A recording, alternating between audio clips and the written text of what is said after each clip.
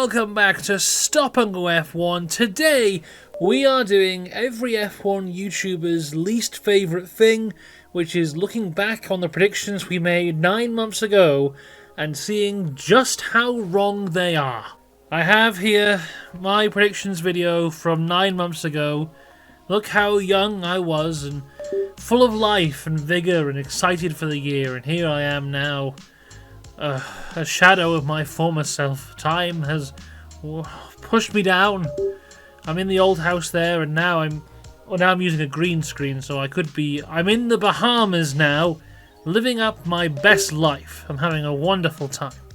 But yes, got an interesting shirt on. Actually, I've got that shirt. 1 second. So there we go.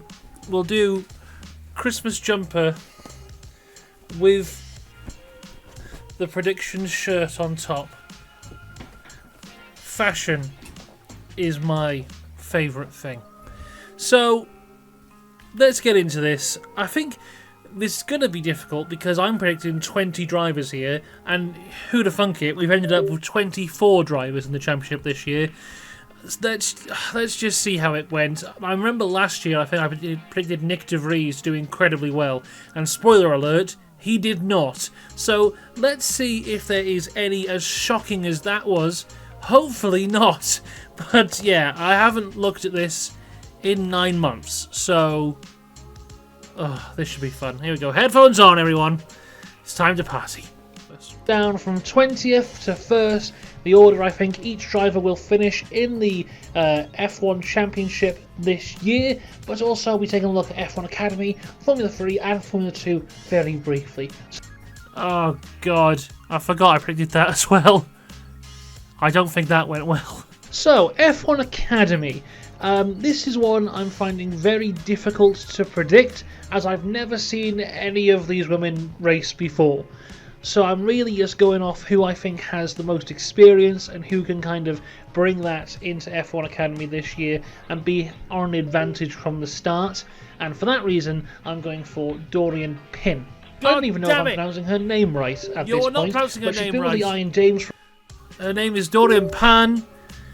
She did not win Formula 1 Academy Championship. She did very well in the first race, and then from there very much played second fiddle to Abby Pulling, who did win the Formula 1 Academy Championship. So, a bad start. F3 now, and this one I know a little bit better because I've seen some of these people race before, including the person I'm picking to become F3 champion, Gabriele Mini. Ultimately, he did miss out on the championship last year and has another year in F3, but he's he missed out again this year. I think he was second as well. It was Leo Fornaroli who was the F3 champion, who I don't think I'd even heard of at this point when I was making this video. So 2 down, 2 wrong predictions. And I know who I predicted for a Formula 2 champion, and it was not Gabriele Bortoleto. F2 now, and F2 is extremely exciting this year. It's probably the most stacked the grid has been since like 2018. There is some fantastic drivers on F2 this year, including the likes of Victor Martins, Zach O'Sullivan, Kimi Antonelli, Zane Maloney, Ritomo Miata, Gabriele Bortoleto, and Pepe Marti, as well as many, many others. But the one I'm going for to win the F2 Championship is one I haven't mentioned yet, and if you've watched any of my other videos, it'll probably come as no shock to you that this year I am backing Ollie Behrman to become F2 Champion. So there you go, that's F1 Academy, F3. Ollie Behrman did not become F2 Champion. Ollie Behrman was not even in contention to become F2 Champion this year. But, I mean, he did get into F1, so in a way, it's the little victories that matter. Now it's time to get into F1, starting with P20, and I'm going to go for Kevin Magnussen to finish in 20th this year. Oh god! Oh, like I said, I haven't watched this video since it went out, but I would have bet money on the fact that I would have picked Logan Sargent to be last. Kevin Magnussen, he was 15th. Oh god, I thought for sure I was going to have like one I could tick off there and be like, well, Sargent technically it was only 23rd and 24th, but he's bugger. Kevin Magnussen, oh god, oh dear. Now the Haas at the minute is in a really bad spot, and unlike most years with Haas where they start really well then just go downhill, they're aiming this year to start really badly and then go uphill. But I can't think of a single time in the history of Haas where they've brought an upgrade and it's worked. So despite them having a new team principal, I don't really see that changing, and my expectations for Haas are at an all-time low. So for me, Magnussen finishes last. But in P19, I haven't got his teammate. I've got Logan Sargent. Oh, there he is. The Williams for me at the minute. There's our good old friend Logan Sargent. So I picked him 19th. He was 23rd. Oh, this is not gonna go well. Looks like quite a handful of a car, but I think once they get on top of it, it will be quite quick. But I still don't have that much faith in Logan as a driver. I mean, I know it's his second year and he probably will improve, but Another wrong prediction there. He did not improve. I've never really seen anything from him that tells me that he's going to be that great. So for me, I don't see him making that much of an improvement, which is why I put him in 19th. In 18th, though, it's back to Haas with Nico Hülkenberg. Oh, God, it's even worse than Magnussen. Nico Hülkenberg finished 11th. Once again, not high expectations for the Haas, but the reason I put him higher than Magnussen is just his qualifying performances are always fantastic, and maybe in a race where things are going wrong for guys in faster cars, maybe he can kind of capitalise on that, maybe get a couple points here and there, and get the mass majority of the points for the Haas team if they score any points at all this year. 17th, Zhou Guan Yu in... I was gonna say not too bad. He was actually 20th, and he beat Logan, but yeah, still not a great prediction from me here. The Stake F1 team kicks Sauber, and I might as well just go straight to 16th because that's where I've got Valtteri Bottas as well. Okay, so they're in the wrong order because Bottas didn't score any points, and Bottas was actually 22nd. Yeah, going very badly here. But I do think Williams will have a better and more aggressive upgrade route. So towards the end of the year, I think the Williams, especially in the hands of Alex Albon, will be doing especially better and will get past that Stake F1 team kick Sauber car. And speaking of Alexander Albon, I've got him in 15th. He's a fantastic... Okay, Albon was 16th. So that means so far, this is my best prediction, only off by one. So, you know what? With how badly it's gone so far, I'm taking that as a win. Driver, I think he was in my top 5 drivers of the year last year. I don't think that's going to change in any way. He still is a fantastic driver. As I said, I think the Williams will get better and better as the season goes on, but I do think there's still quite a big gap between the likes of the Williams and the rest of the grid. So I think he'll still be struggling for points, but hopefully we'll have a better year this year than he did last year where the car wasn't as good. Let's do 14th and 13th together now, because in 14th I have Esteban Ocon, in 13th I have Pierre Gasly. Right. Ocon was 14th, and I know this is going to sound mad, but I am pretty sure I got Ocon dead on last year as well. Let's put a clip in here. 12th, Esteban Ocon in the Alpine. Now the Alpine, I picked Ocon to be 12. He was 12. I did it, everyone. I got one right. So I think this is the second year in a row that I have got Esteban Ocon dead on. I think. So Ocon, 14th, correct, bang on.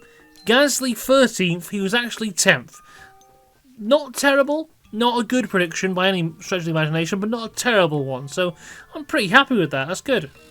Looking at the Alpine, it seems to be kind of in a league of its own, which we'll now call the midfield. There seems to be the backmarkers, your likes of your Haas, your Williams, your Stake F1 team kick Sauber, and then you have the frontrunners, your Red Bull, Ferrari, McLaren, Mercedes, Aston.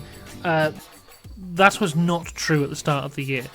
At the start of the year, you had your front runners, you had your back markers, and then you had Alpine. They were god-awful, but they are a team that massively improved.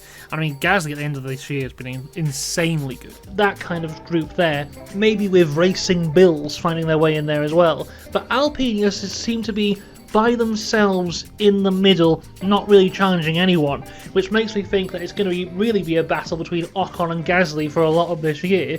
And I think Gasly is a far better driver than Esteban Ocon, so that's why I have put Gasly ahead of Ocon here. Into 12th now, and it's Yuki Tsunoda in the race. Yuki Tsunoda is 12th! Oh, he is 12th! That's 2 dead on. We started badly. We've had quite the comeback here. I'm gonna tick Ocon and tick Yuki Tsunoda on my little sheet here. 2 dead on. We're doing well. We're coming back. 11th now, and it's Lance Stroll in the Aston Martin. Lance Stroll was 13th, so not far off. But yeah, I think I was expecting the Aston to be quite considerably better than what it actually was, which was dreadful. The thing is with the Aston, I think it's a very good car. I think it's a better car this year overall than it was last year. I don't think, you had Aston second best in Bahrain last year. I don't expect them to be second best this year, but I think overall as a year we probably won't see that dip off that we saw last year. But also I think Aston is based around Fernando now. This is a car for Fernando Alonso. It's not necessarily a car for Lance, and I think he might struggle with that. That is kind of true, but also, I mean, they are building a car for Alonso. Well, actually, they built a car for no one because the car was dreadful. But yeah, Lance has had a bad year overall. Into the top 10 now with Daniel Ricciardo, and I am hoping that... Oh no. It went so well with Ocon and Tsunoda. So I've given Daniel Ricciardo a top 10 finish. And he finished 7th. Well, he didn't finish the season. And he was 17th. This is my Nick de Vries moment, and strangely enough, it's the same seats that Nick de Vries used to hold. So, yeah, not a great prediction from me there. Daniel Ricciardo not in the top 10. That this year is the year of Daniel Ricciardo. I kind of need it for him. Ricciardo. I've watched a bit of Drive to Survive as I'm recording this, and kind of seeing him how down he was after the McLaren run. Then as the third driver for Red Bull, it really didn't fit. He's got a real good opportunity here to have a great year, then take that Red Bull seat for next year. Literally the opposite happened. And I don't see why he can't do it. As I said, I think the Racing Bills car is going to be very good. And I think Daniel Ricciardo is the man to take them potentially to those podium positions, which will be absolutely fantastic. So 10th place. Podium positions. My optimism for that car, I did not realise that how much I thought that car was going to be good. I guess there was all the rumours at the start of the year that they were basically going to turn up with the 2023 Red Bull. That was the speculation that, there's this new, more integrated relationship between Red Bull and the Racing Bills, and, the Racing Bills had gone their own way and it hadn't worked out, and they were now back under Red Bull and getting parts from them and all this kind of stuff. And I remember there was the whole thing at the start of the year with Zach Brown where he was like, this isn't fair that they're sharing parts, and then the car turned up and it wasn't great, and that story just went away immediately. But yeah, podiums, the closest they got was Yuki Tsunoda qualifying 3rd in Brazil, but yeah, Daniel Ricciardo got nowhere near a podium this year. Daniel Ricciardo. We may as well do 8th and 9th together now, because in 9th I've got George Russell, and in 8th I've got Lewis Hamilton. Okay, on paper, a bad prediction, but not too bad. So, firstly, I got them in the wrong order, because Russell did beat Hamilton this year. Russell, though, is 6th, so I'm 3 places off. Lewis was 7th, so only 1 place off with Lewis Hamilton. I remember at the time, if we go to the comments of this video, if we can, there was quite a few people who was saying that I was massively off with, I seem to say he's in top 6, at least one of them. So there was at least one in the top 6, but yeah, bit harsh on Lewis and George. Checo too. Oh, I was harsh on Checo, was I? Bloody hell! People expecting good things of Checo. We'll get to that, I guess. which is very low, and I feel I maybe have put them too low here. But just looking at the Mercedes, as it is right now, I don't think it's as good as the Aston. It's a lot better than the Aston. It wasn't good. It still wasn't a great car. And I mean, the Lewis Hamilton prediction's not far off. But the Mercedes was definitely better than the Aston. And this is the point where I realise I have not said Fernando Alonso's name yet on this prediction. So that could be fun. Could definitely improve throughout the year. And there probably will be a time where they're like the second or third best car. But I just think the entire atmosphere around Mercedes at the minute is quite bad, and I don't really see it improving. And I think that kind of negative input will go into their results, whereas the likes of your Ferrari, McLaren, Aston seem to be in a much better place. And I think there's definitely going to be drama between Lewis and George this year, especially towards the end of the year. So I just see... I don't think there actually was. I think there was probably more drama between them in their previous years as teammates. They've been pretty drama-free this year, Mercedes. In all, realistically, it has been quite a quiet year for them. Of course, they've had wins, and that win in Silverstone for Lewis was huge.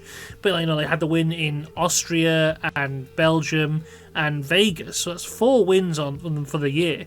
But overall, they have had quite a quiet year. The big story of Mercedes this year is Lewis leaving, not necessarily anything that they've done on track, and there's been no real drama for Lewis in terms of the way he's been treated or anything like that. So yeah, an interesting one on Mercedes. 7th is Fernando Alonso. Okay, there he is. Fernando Alonso, I put him 7th. In actual fact, he finished 9th. From what I've already said so far in this video, it seems like I think the Aston is decent, or close to the Mercedes, or actually, I said before, I thought it was in front of Mercedes, and that the predictions of Alonso beating Hamilton and Russell would back that up. But yeah, Aston went nowhere, and it was Alonso's pure skill, really, which got him that top 10 finish, because without him, they would have been nowhere. As I said, I think that Aston is built entirely around him. Hopefully, they won't have that huge drop-off that they had last year, and they'll be able to stay consistent, get some good results, and They were relatively consistent, because they were consistently bad. Although at the start of the year, they were actually quite decent. Fernando Alonso finished 5th in Saudi Arabia, which is a result that everyone forgets because it was so long ago and such an outlier of their results. But for the first 4 or 5 races, Aston were okay. But then from there on out, they've just been dreadful. We'll see that fun, happy, lively young buck Fernando Alonso gets some good results for the year and end up 7th in the championship. 6th is Oscar Piastri. No, it's not. Oscar Piastri was 4th. So 2 places off for Oscar Piastri. Yeah, let's see what I have to say about him. McLaren have turned that car around. This time last year, they were probably the worst car on the grid. Now I think they're probably about the 3rd best. Oscar Piastri was incredible. No. Well, yes. So they won the Constructors' Championship, which would suggest that they have the best car. But at this point of the year, they were not the best car. They probably were about the 3rd best, to be honest. The first few races, that Miami upgrade was the one that turned their whole season around. So I think around about now, in the testing times before Bahrain, they probably were about the 3rd best. So, I'll back myself up there. But yeah, they did manage to turn that around. Incredibly impressive in his rookie year, and I expect him to get a hell of a lot better as well through this year. But I still don't think he will be on the level of Lando, and I don't think he'll be on the level of those upper echelon guys, but I think he'll get closer and closer. So I put him in 6th at the moment. Apart from where I think he's going to finish in 6th, that was a very good prediction. He did get better. He's not on the level of Lando or those upper echelon guys, but he has improved. So I think, apart from the actual prediction of where he will finish, I think that's a solid one. 5th is Sergio Perez. No, it's not. 8th was Sergio Perez. That's quite a bit off. But what is the most shocking here is the comments section. Because, let's go to the comments. And here we go. Well, Sergio will make you eat your own words.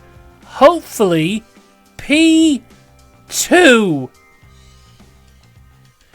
And you know what? In a way, Sergio did make me eat my own words, because he didn't finish 5th, he was 8th.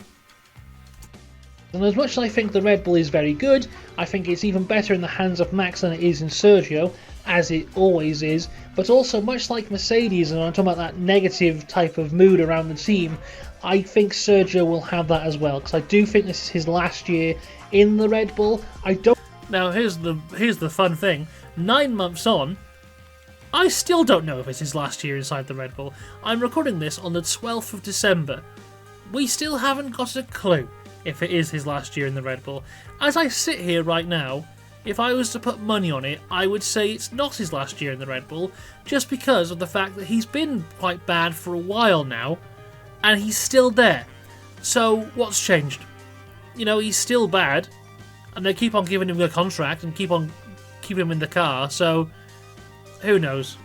Don't see him being dropped half of the year. I think they will let that contract play out, because I don't see them being challenged in any way. But for Sergio, I don't... They were challenged. Spoiler. think he'll be in the right mindset to be delivering good results. We always see this thing with Sergio where he starts well and he ends well, but the middle of the season always kind of goes awry for him.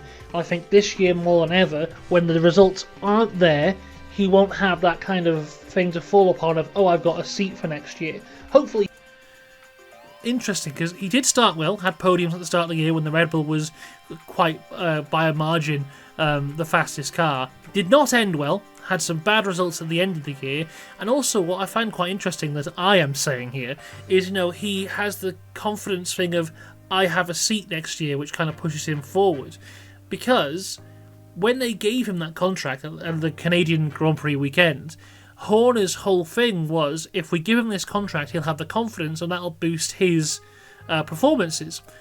Which is exactly what I'm saying here, but it didn't work. He was still very bad. He will have a seat for next year, because I think he deserves one, but I don't think it will be in a Red Bull. I think that will kind of affect him mentally, and then the results kind of won't come from there. So 5th overall for Sergio, just because that car is still pretty decent underneath him, but I think it might be a difficult year for Perez, which is a shame, because I really like him. I think he's fantastic. 4th is Carlos Sainz. As much 5th is Carlos Sainz, so only one place off again there. Not too bad, not too bad. I think the Ferrari is probably the second best car on the grid as we sit here right now. Ferrari have to now pick Leclerc over Sainz. For the last few years, Ferrari's had this whole we have no number one driver thing, which I think has always been a little bit of rubbish, to be honest with you. But now more than ever, you've already dropped Sainz for next year. You have to back Leclerc at this point. He is your number one driver. So I think Leclerc will get priorities in all ways, which is the right thing to do, and Sainz will have to kind of play second best, but still get some very good results in what I think is a very good car. Top 3 now, and third, I have Lando Norris. Again, one place off. Lando, of course, finishing second in the championship this year, but I predicted him third. Which is a lot better than I think I put him like 15th or something last year, which went very wrong. But third for Lando, just because I think the McLaren is quite good. Lando is at a place in his career now where he can be very confident in his own abilities, hopefully get some good results. Who knows if he's going to get that first win or not. He did. He got 4 wins in the championship. In second place. No, it's Charles Leclerc. Of course it is. So, once again, off by 1 place, but they were very close at the end there, very close. So, if Lando had had a DNF in Abu Dhabi, maybe I would have had the top 3 correct. But yeah, Charles Leclerc finishing third in the end. Yeah, once again, the Ferrari is really good. I think Charles really good. At the end of last year, what we saw from him there, I thought was incredible. I think he was on the last 5 front rows in a row. He's buffed out those mistakes he had in the 2022 season and the start of 23 to make himself a better all-around driver. Also in the back of his head all the time he's going to have Lewis is coming to the team next year. I've got to prove myself here. And I think he will, because he is fantastic, and I'm going to put him in second place. And finally, who's going to be world champion? Who else is it going to be but Max Verstappen? And there we go, everyone. Max Verstappen, world champion. You heard it from me first. 9 months ago, Max Verstappen is the world champion. So that is 3 people I got right. And I'm pretty sure last year I got 2 right. So this year, 3 right. I am improving. We're doing well, everybody. In 17 years' time, I will have every single person right. Well, there might be other teams by then, but I'm getting better. I'm getting better. Let's see what I have to say. 4-time champion of the world this year. The Red Bull this year has gone in a drastically different route, and it looks incredible, especially in the hands of him, because he is incredible. I mean, last year, all the records he broke, I mean, if he could break those again this year, that would be unbelievable. I don't He did not break those again. see him breaking those records good, in terms of wins, points, podiums. I don't see him doing that again, but I still think he's going to have a pretty dominant season, because in all honesty, this might be the greatest ever combination of driver and car. And I don't just say that just to say it. I think it might actually be true. Adrian Newey has built a car which is perfect for Max Verstappen, who... Well, that's not necessarily true, is it? Adrian Newey has built a car, and Max Verstappen drove it very well. But who knows, maybe it was Adrian Newey leaving, which led to the Red Bull going downhill. But you know what? In a way, I do feel like it is a great combination of driver and car.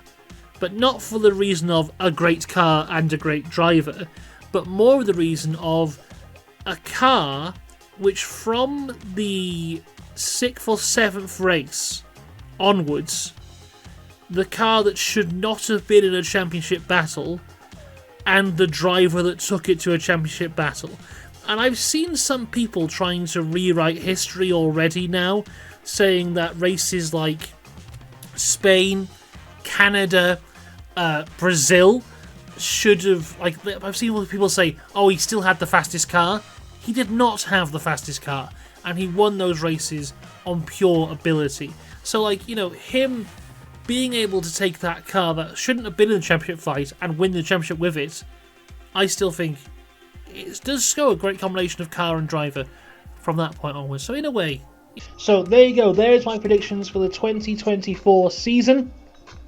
Throughout all the year, you can cover everything here on Stop and Go. Nice, let's shut him up there from there. So there you go. That is it. We got 3 right, and there's a few that were only 1 or 2 off. The big howlers...